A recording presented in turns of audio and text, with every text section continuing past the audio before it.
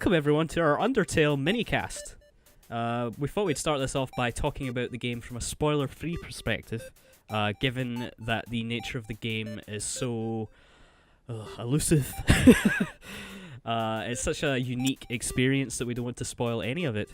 But we want to get into that really meaty, in-depth. So we'll do that later. Our response to fully finishing the game. But first, we're going to sell you on it, because you've probably heard a little bit about this game on the internets. It's been pretty popular as of late, and you may be wondering why on earth. If you just look at a screenshot, you're thinking, looks like an Earthbound hack. I'm not sure what's going on here. But it's so much more than that. So, not really sure where to begin here. We've got our initial experiences with the game. Do we want to do a little roundtable on how we approach the game individually? Maybe we should introduce who's here.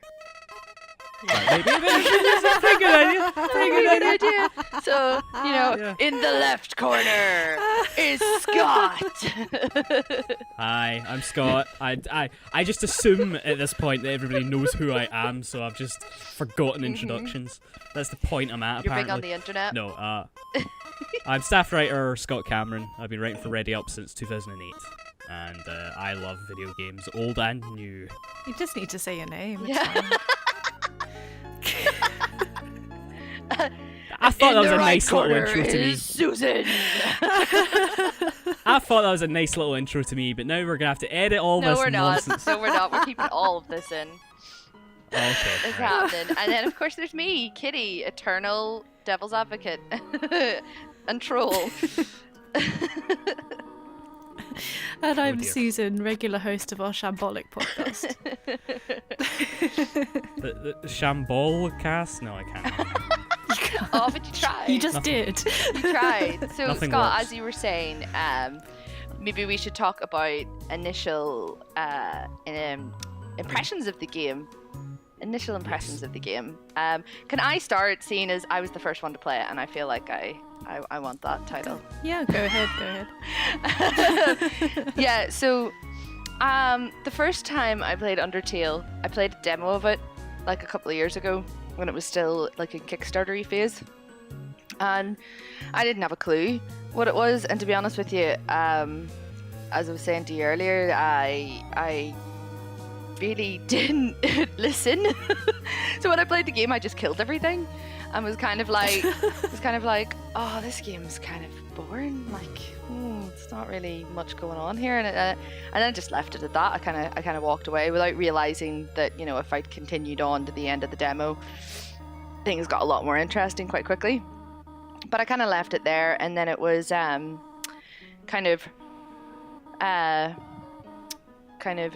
Ready Up co-founder, I think. I don't know the exact story with that, but Kirsten basically posted on her Facebook. But Kirsten posted it on her Facebook, and it was like, oh, here's this game that, you don't have to kill the enemies. And I was like, wait, what? Here, no, I played that demo. Like, is that really the way it was? So I went and I bought it, and I begun to play it, and the same impression came from the first 5-10 minutes. I was like, okay, this is good. Except this time I actually paid attention and realized that you didn't have to kill enemies, and that there was other ways to do things, and things got a lot more fun because you had to come up with creative ways to do things. And then the game just started to make me laugh out loud, and then that was it. That was my introduction to the game. Yep. What about Cool. you, Scott? Well, I approached it as I usually do, from the sort of critical mindset, I suppose. I'd been hearing a lot of hype about this game towards the end of last year, and to be honest, I sort of avoided it on purpose because the fan base was driving me insane. Everywhere people were hailing this as the greatest game of all time and most emotionally resonant thing ever, and it was certainly Tumblr's flavor of the month. So every Tumblr is constantly burning through fandoms. It's like, oh, here we go, MLP, Homestuck, Steven Universe, Sherlock, blah blah blah blah blah. What is it this month? And Undertale seemed to be the flavor of the month. I could not navigate my Tumblr dash, which I only really use to follow certain artists, without running into Undertale stuff. So I was like, what is this game? And then we had the whole game FAQs thing, where the whole of game FAQs community banded together to destroy every other game on the best game of all time poll. And they do these every couple of years, and the result's always the same. It's either Ocarina of Time or Final Fantasy VII. It's always it's just the usual. But Undertale won everything. Yes. Better than Ocarina of Time, better than this, better than that. And I was like, this is just a joke now. This is just people trolling the whole of the internet. And I don't put too much stock in a stupid poll. You can rig those. And besides, it's a very poor estimation of what everyone's opinion of a game would be. Game FAQs isn't what it used to be either, in terms of size. But anyway, it started to annoy me. I was like, okay, everyone shut up about this game. But then, here's the thing that swayed me. I knew I'd have to play it eventually because I care about the evolution of games as a medium. And I care about the evolution of indie games, especially in the last 10 years. I was watching a video, Total Biscuit's video on his Games of the Year. And he said exactly what I said about the fan base. Like, you guys need to stop. Calm down. Please take a chill. But then he claimed it as his Game of the Year. And he was like, this is why it's special. And he was like, it defies expectations and it's emotionally resonant and blah blah blah. And I was like, okay, right, I'll give this a real shot. So on January 1st, the new year, I sat aside the whole day to play through Undertale because I'd heard it's only about 5 hours long. So I sat aside the whole day in case I needed to dive back in there for whatever reason. And I played through the whole of the game twice, once after the other. And yeah, see what everyone was talking about.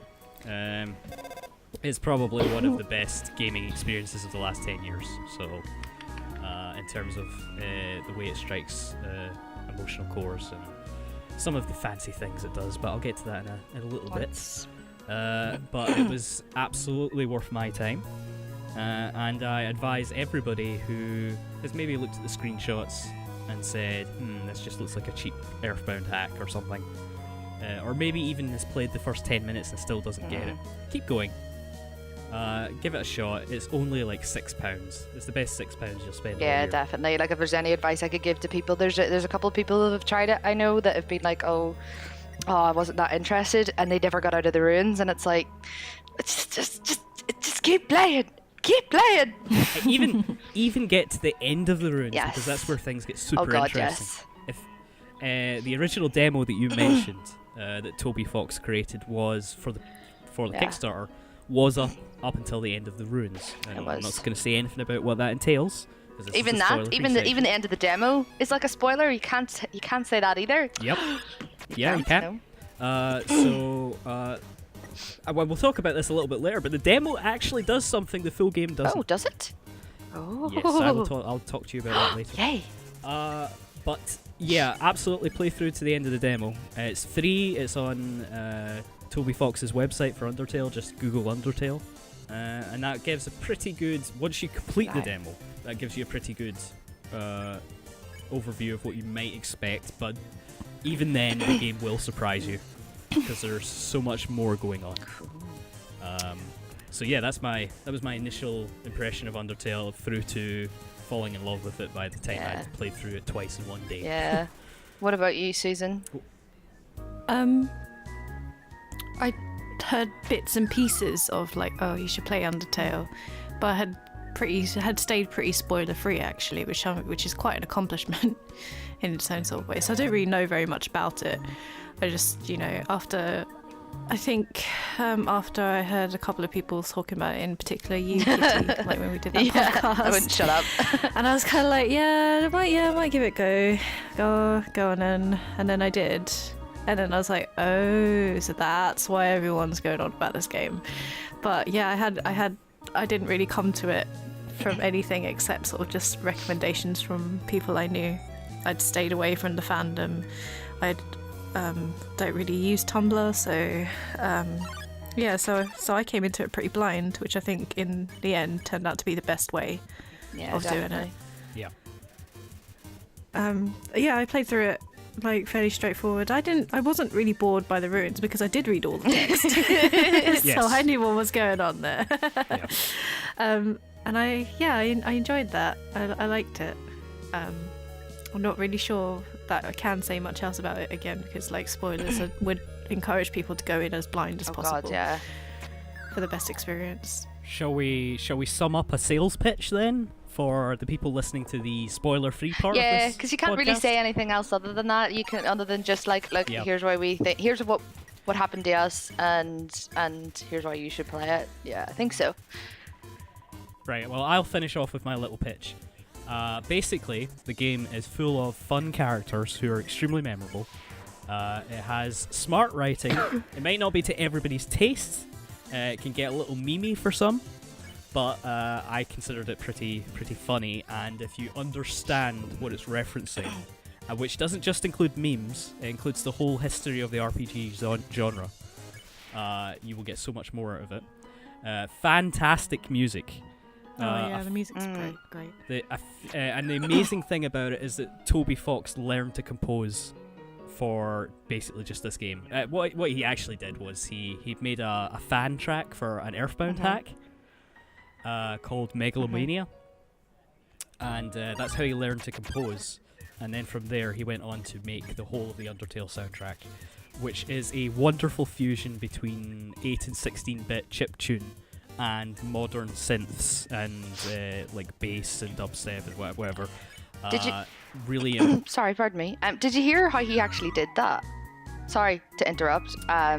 No, I know a lot about the background of how Undertale was made. Yeah, but I don't know not how the actual music was made, but I read an interview that he did of one of the very few that he's ever done, where he explained that anytime he was coming to a big like cutscene or fight or anything like that, he composed the music first, and then he would kind of write the script and do the art and stuff, which I thought was fantastic because that really comes across.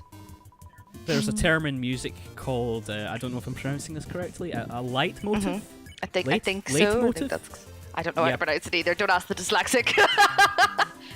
And not to spoil or anything, but every character in the game has a leitmotiv of their own. Yeah, it's really cool. And he used that as the basis for composing. I music. actually listened to the music before I played the game. Well, before I played the game. Yeah, I used to listen to it in work, and that's kind of another thing that made me go, God, I really need to play this game because the soundtrack is epic. Absolutely. Oh my god, yeah. So it's a fantastic fusion between 8, 16-bit and modern synths, and I'd recommend it to everybody. The other reasons are the brisk pace, in much like one of what I'd argue is one of objectively the best RPGs of all time, Chrono Trigger. Like Chrono Trigger, it's short. There's no fat here. It's even shorter than Chrono Trigger. It gets right to the point. You do what needs to be done, and then you can dive back in. So it doesn't waste your time with grinding or anything like that. It's exactly what it needs to be. But beyond all of that, ultimately, there's two reasons that everybody should play Undertale. At least attempt to, anyway. The first one is that it is the amazing thing that it does is it's a deconstruction / commentary / meta examination of the RPG genre in so many ways, and we'll get into that in the spoiler discussion. And it's just an important moment in indie games. Like when people talk to me about indie games, everyone jumps to Minecraft, and I'm like, well, yes, Minecraft's important, but what's really important is if you go back, you've got the bedroom programmers in the 80s, you've got like the Amiga crowd in the 90s, and then the 2000s, you've got 2004, you've got Cave Story, and then you've got Braid in 2008, and then you get Minecraft, and then there's these seminal indie games, and Undertale is absolutely one of them. So if you care about the evolution of games as a medium and as a format, you need to play this game, just to understand what it's doing. Secondly, even if you don't care about all of that, what Undertale manages to do is it pulls off the hardest trick in the book. It pulls off the characters you actually care about, and it does it really fast. Normally, you invest dozens and dozens of hours into these epic RPGs like your BioWare games, like you care about your crew in Mass Effect or in KOTOR, or you care about your little party of adventurers in Dragon Age, and you care about the dynamics between them and their relationships. Well, and that's no discredit to BioWare, that's amazing, I love that. But they've got hundreds of hours to establish that. Undertale does this in like 12 hours, let's say. 2 playthroughs. I'd say it does it by the first playthrough. The second playthrough just like hits it home. Certainly, it was emotionally resonant by the end of the so first like playthrough. 6 hours. I definitely agree. But I mean, like, completely solidifies it on that BioWare level, on that Persona 4.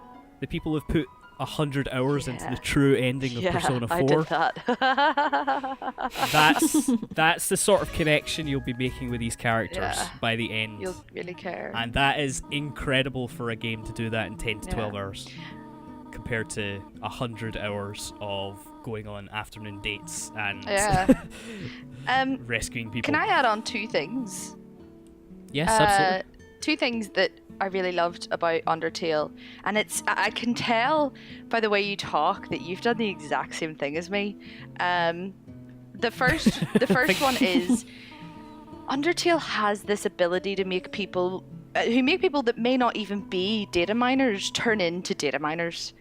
Once you finish it, you want to know everything about the game, because I did the same thing the moment I finished the second playthrough, because you don't want to spoil it when you're playing it, but see, when you finish, you're like, internet, tell me everything. Yes, yeah, definitely. The floodgates have opened to the wiki. You know, you may have spent 10-12 hours of this game, you've easily sunk 2 days into searching the internet for information, because he's purposely hid stuff for data miners to find as well. It's like a real rabbit hole, isn't it? Suddenly you fall down that thing hardcore and you're just like, oh my god, I did not even know that was happening. I need to go back and I need to do that part again. But obviously you can't go back, but we'll talk about that later. But yeah, the second thing for me is, the thing for me that makes Undertale stand out amongst all of those other things is the layers. To use Shrek's metaphor of the onion, it's like you start playing, you're like, oh, okay, it's a little kid, oh, there's goat mom, okay, whatever, and then you peel the onion and you're like, oh my god, hilarious puns, this is amazing. You peel the onion, you're like, oh, these puzzles are fantastic and they're interesting. You peel the onion some more and you're like, whoa, okay, how did I get to the core so quickly? What's going on? I'm so confused.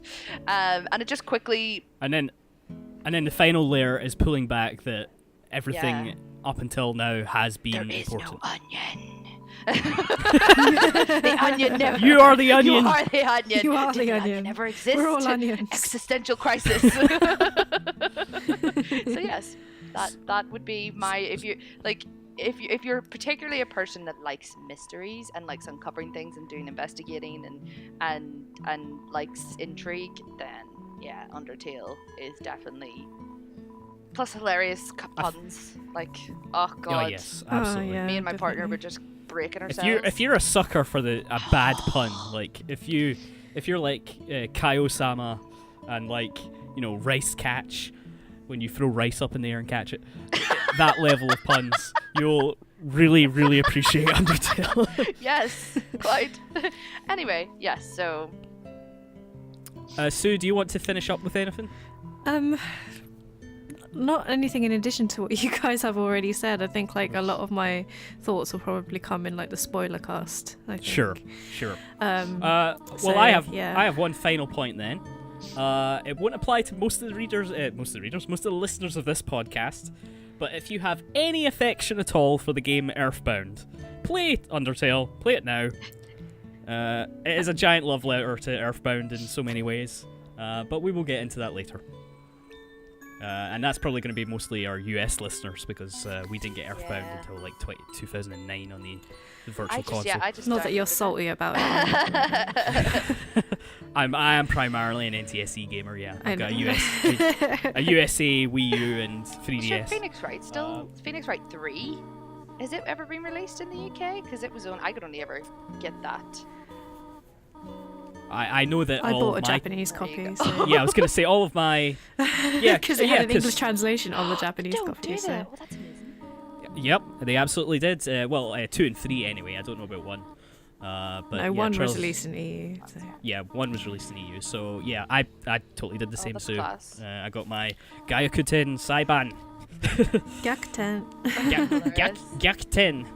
Saiban. Anyway, sidetracked. Yes. I think that we should call this to a close and everyone go play Undertale and then come back to our spoiler cast. We will be waiting for you. Excellent. Thank you, everyone.